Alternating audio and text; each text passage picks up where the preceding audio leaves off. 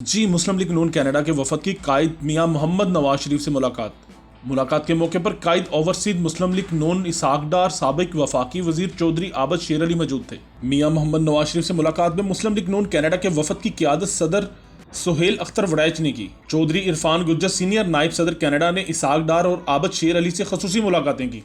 इस मौका पर अकमल शहजाद बाजवा सीनियर नायब सदर, राजा शफीक नायब सदर, ताहिर नवाज नायब सदर, सैयद अताउर रहमान शाह, सेक्रेटरी इंफॉर्मेशन अजैन अली, साकिब वड़ैच व दीगर ओहदेदारान व मेंबरान मौजूद थे। इस मौके पर चौधरी इरफान गुज्जर सीनियर नायब सदर ने कहा कि हम मियां मोहम्मद नवाज शरीफ के साथ आखिरी सांस तक वफा निभाने का वादा करते हैं।